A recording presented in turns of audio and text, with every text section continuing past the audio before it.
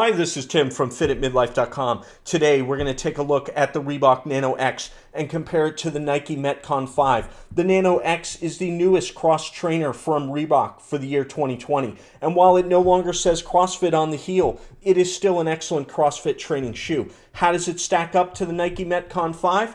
That's what we're going to talk about, so stick around. Okay, so before we start, let's take a whirlwind tour of each shoe, because I like for these videos to stand on their own, meaning you shouldn't have to have watched all the other ones I've done. So this is the Reebok Nano X. It is a cross trainer. Let's take a look at the outsole. Very flat, very stable, all rubber, tough as nails, maximum contact area and grip and traction in the gym. In particular for the Reebok Nano X, it has what they call a decoupled outsole. There is a split that helps absorb shock from the heel when you strike, prevents the shock from going all the way to the rest of the foot, at least in theory. This is a typical kind of cross-trainer outsole that you might find, meaning flat, simple, not a lot of deep tread or anything like that. As we look up the side of the shoe, we can see that there are key areas where the outsole wraps up around. In the midfoot, it says Rope Pro. You'll see the super tough outsole wraps up and around, makes this great for rope climbs. The friction from the rope will not damage that tough outsole, nor will it damage this tough rubber protection wrap, which also makes this a super tough shoe. The upper is also very tough. So that is a feature of cross trainers specifically made for CrossFit, where rope climbs are quite popular. You'll also find that the heel in a cross trainer meant for CrossFit training is very firm, very stable, because they want you to be able to lift weights in this shoe. You don't want a mushy heel for lifting weights. It's not good for deadlifts, for squats, for Olympic lifts like the clean and jerk and the snatch. Heavy weights with a barbell, you want a very firm and stable heel. There's a little bit of cushioning, and there's a little bit of cushioning in the forefoot, but this is nothing like a running shoe, and we'll talk about that more later. Up top, you can see the upper. It looks very nice, but it is also highly functional. So this is tough. Very tough material called flex weave. It's a double layer material. There is sort of an inner booty to this shoe, makes it very comfortable. This outer cage helps make it tough. Regular laces, so you can get it as tight as you like. And you can see new with the Nano X, this Achilles pad comes up much higher. The inside, the collar, has a dense foam padding all around, very comfortable. On the inside, again, not a lot of cushioning in the shoe because it is a cross trainer. There's a thin drop-in insole that really doesn't do much of anything. Inside is the midsole. Again, very firm, very stable, not a ton of cushioning. One of the features I like the most about the Reebok Nano line of shoes, including the X, is that there's a nice wide toe box, which makes these very comfortable to wear, especially if you have wide feet. Heel to toe drop is described as minimal. That is the difference in the height between your heel and your toes. It's pretty minimum for versatility. This isn't meant to be like a weightlifting shoe where you have a real tall heel raise, or like a running shoe where you have like a moderate heel raise. Rather, it is lower profile, or what they call minimal drop, for purposes of versatility. These tend to be heavier shoes compared to like running shoes. This is a men's size 11. It weighs 14.4 ounces. That is significantly heavier than a running shoe in a men's size 11, to the tune of at least 3 ounces or so. Okay, so here's your whirlwind tour of the Nike Metcon 5. So again, this is a cross-training shoe meant for CrossFit and functional fitness style training. We look at the outsole, very flat, all rubber, very tough, maximum contact area with the gym floor, very good grip and traction. You can also see how the outsole comes up around the midfoot, and in particular in the Metcon 5 makes for this very massive, what Nike calls a rope wrap. And again, the point being to protect the shoe from any abrasion when you're performing rope climbs and things like that. Heel is very solid, very firm. You can see the diamond shape of the Nike Metcon 5 that helps give it a little bit more width. And again, that is all about lifting weights. On the Nike Metcon 5, you can also see there is sort of this ridge on the heel. Nike claims this helps minimize drag against the wall when you're doing handstand push-ups and things like that. Unique feature to the Nike Metcon 5. The upper, this is a tough double layer material. It has on it what Nike calls a 3D haptic print. The print varies from very dense in areas of high friction, high wear, to less dense in areas where they want better breathability and more comfort. Overall, the upper on this shoe, very tough. Regular laces, make it as tight as you want. Flywire, these Vectran filaments wrap around the laces, but they also run through the inside of the shoe. So when you tighten it up, it helps secure the fit around the midfoot, much like the midfoot strap on an Olympic weightlifting shoe. Tongue is pretty minimal in the Nike Metcon 5, and the collar does not come up very high either. So it's a fairly, it doesn't feel like a bulky shoe because it doesn't come up high around the back. Let's look at the removable midsole. So unlike the Nano X, you can actually remove the entire midsole from the Nike Metcon 5. This is a dual density midsole. Dual density means two different pieces of foam. This in the heel, very, very firm, little give. It's got some cushion, not a ton, again, for lifting heavy weights. Up front, this is much more cushioned, and you can clearly see the split between the two materials. Again, dual density. Up front, we've got some forefoot flex grooves to help make the shoe versatile.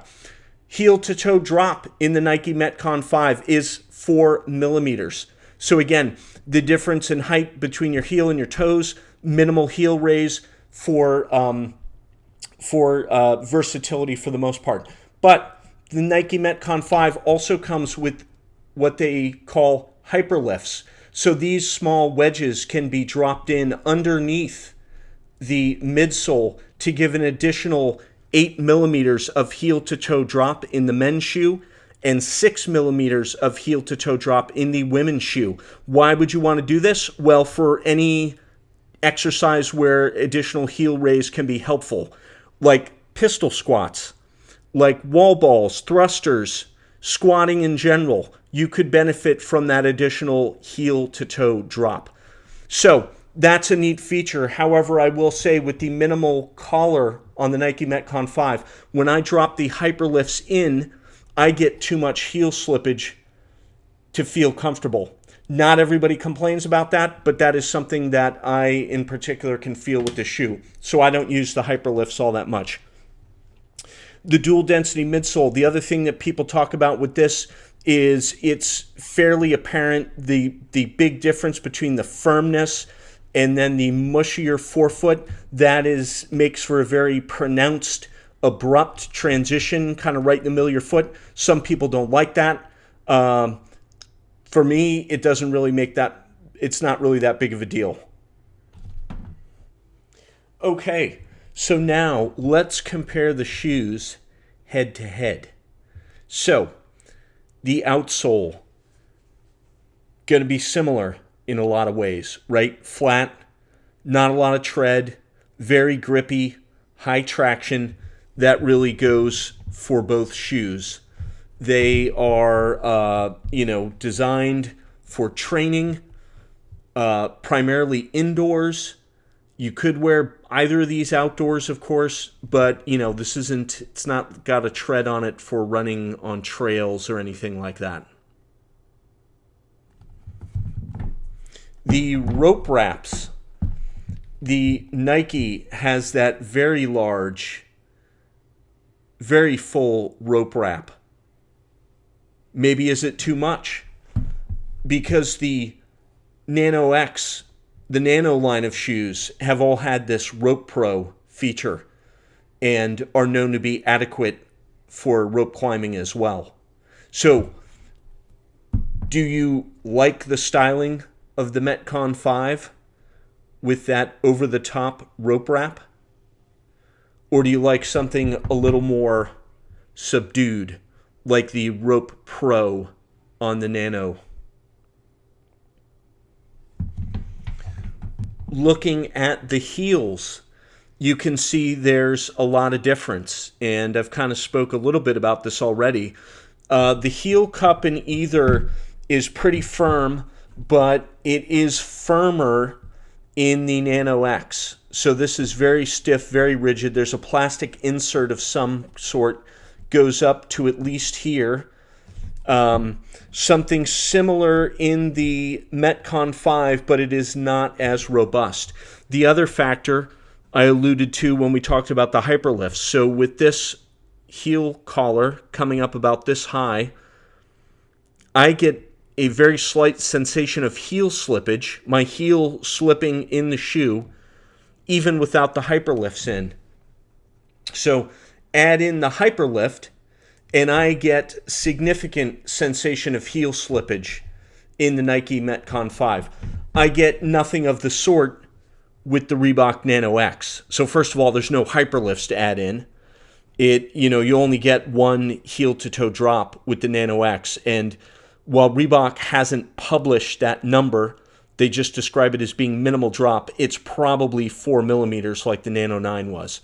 But this much taller, more complete sort of heel cup and the higher collar, absolutely zero sensation of heel slippage for me in the Nano X.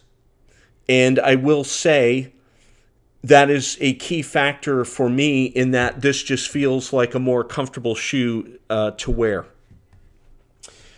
The tongue in the Nano X, this is greatly streamlined from what was in the Nano 9. So the Nano 9 had a pretty padded tongue. But what they've done here is you can see these two sort of side bolsters. These are padded. The rest of it's not. It's pretty minimal, but it's stretchy now. If you can see that, it actually has great stretch to it. It feels like it's more in line with that interior type material, this booty-like fit, this interior part that makes the shoe so comfortable. So there you can see this outer cage, right? This is significant. And then there's that very comfortable interior to the shoe.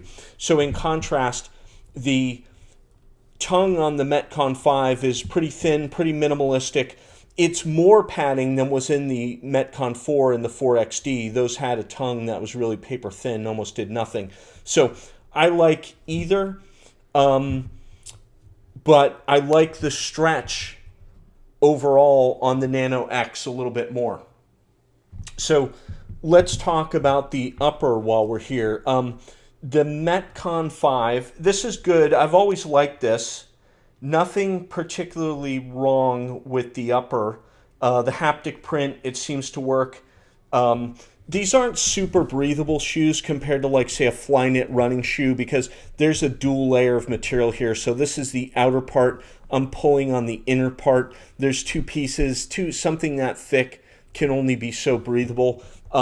This is not a terrible upper, though. It's pretty comfortable, and overall I like it. But the Nano X has just that interior booty part to the shoe, and then you can see my fingers. This is two layers as well, but you can see the flex weave part. You can see my finger through there. So in the interior, there's that really soft, flexible part of the upper as well. The upper on this just feels slightly more comfortable to me on the Nano X. I also think it looks better. So the Nike's not horrible, but they've really, the Nano X, overall, that just looks better to me. Like there's some sort of design there, and they've got like some highlights and stuff, and that holds for, this is another colorway of the shoe. But just overall, it's more interesting, and it just looks better to me. And, I mean, these are shoes. They're expensive. I want them to look good. And I give the Nano X a slight edge in that regard. The other thing, though, that you could probably guess if you looked at the two shoes, which one's heavier? Well, it's the Nano X. It's got more material to it. So men's size 11, this is 14.4 ounces. Men's size 11 and a half, Metcon 5 is about 13.5 ounces. So this is 9/10 of an ounce heavier than the Metcon 5. Now the Metcon 5 is a 11 and a half because the 11 is too narrow for me, and comparing them like this may not do it justice, but there's just more width for your toes in the Nano line of shoes, and that continues with the Nano X. So I don't get any sensation that my toes are lacking the proper width in the Nano X, and this is a men's size 11. The Nike Metcon 5 and 11 and a half is okay. The 11, which is what I bought at first, just really did not work for me personally. So when people say I have wide feet, usually the Nano is what I recommend because they are just more comfortable as far as the width goes. So while this is a lighter shoe, again 13.5 ounces versus 14.4, both are cross trainers. They're built like tanks, right? They're very tough. There's a lot of material, that giant rubber outsole, all this upper double layer upper, and all this extra material. These are not lightweight like running shoes, right? A lightweight running shoe might be 9 ounces, 10 ounces. A heavy running shoe is in the 11 ounce range. These are in the 13 and 14 range, but they're tough. They'll last a long time. I don't wear this every day, but there's almost zero wear on this whatsoever. These will probably last a very long time. Heel to toe drop, again, minimal for the Nano, variable for the Metcon based on whether or not you have the heel lift in. That makes the Metcon a little more useful in my book, and just that if you like the heel lifts and you can use those, there's definitely something to be said for that. How do they feel cushioning wise? Well, as we talked about, the Metcon 5's got that removable dual density insole. The insole in the Nano is not removable, and I'll be honest, they feel pretty similar.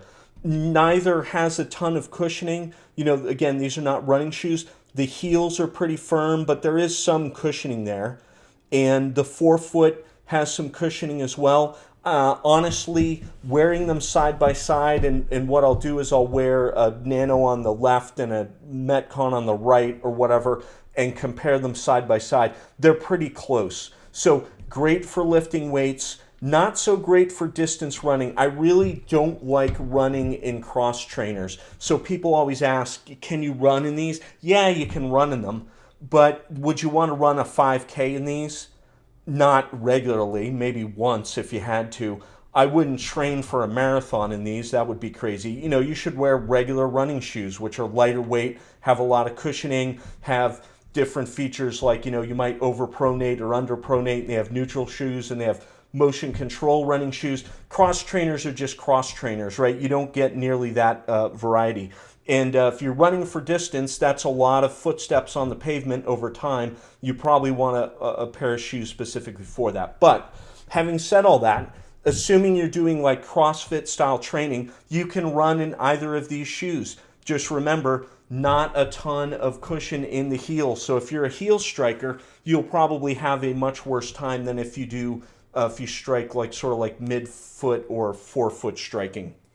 I'm not going to say which one is better than the other for running. It's a little too close to call for me personally. Maybe a couple months down the road I'll have different thoughts on that. But right now, both are a very cross-trainer style running experience, I would say. All right, how about one more quick comparison? Let's compare the Nano X to the Nike React Metcon. So you can see the shape of the two shoes is similar. React Metcon has a forged Flyknit upper, no laces. It has Nike's quick lacing system instead. Pull tab on the heel, collar comes up nice and high, but most importantly, the midsole is Nike's React foam. So Nike's React foam comes from their running shoes. It is a very dense, very comfortable foam. It gives you rebound. It springs back when you compress it. And so it kind of gives you energy back in every single footstep. And so they've replaced the dual density midsole of the Nike Metcon 5 with this midsole in the Nike React Metcon. Other than that, the outsole is very similar. Same rubber, same diamond-shaped heel, same massive rope wrap, and things like that. So the React foam, in my opinion, offers a mild improvement over what's in the Metcon 5. So unlike the running shoes, there's just not very much React foam here. This is really a tiny amount compared to what goes into the running shoes. Like if you look at the Infinity Run, React Infinity Run Flyknit, or any of those sort of shoes, you'll see 2 to 3 times as much foam, especially in the forefoot. So you don't necessarily get the same feel as in the React running shoes with the Nike React Metcon. What you do get is a mild improvement in the heel for impact activities, jumping, box jumps, running, stuff like that. There's really not much foam in the forefoot, so you really don't feel it all that much where you really need it. And so for me, the React Metcon is not really a shoe that I care for. The React foam is a little bit of a disappointment. It just doesn't feel different enough compared to the regular Metcon 5. But the Flyknit, so this is a super heavyweight version of Flyknit, double layer. It's a little bit stretchy. It's coated with some sort of shiny material on this side. It doesn't really feel like the Flyknit you're used to on the running shoes, but it is very tough. And you couldn't really use the running shoe Flyknit on a trainer because it's too thin, it's too lightweight. It would probably shred pretty quick under real tough usage. My only other complaint, the quick pull lacing system, while convenient, just doesn't do an adequate job for making the shoe tight. So I should mention though, I don't get the heel slip sensation in this shoe at all. The heel cup is bigger, comes up much higher as compared to what's on the Metcon 5. So comparing to the Nano X, this doesn't have React foam, but so the React Metcon has slightly better cushioning, I would say. The Nano X has less cushioning, but I much prefer the regular laces. And the Nano X is a much better looking shoe. So a lot of people take issue with the giant Nike on the React Metcon, and every one of them has that. I don't really care for the Flyknit, the forged Flyknit upper. Overall, I like the Nano X better.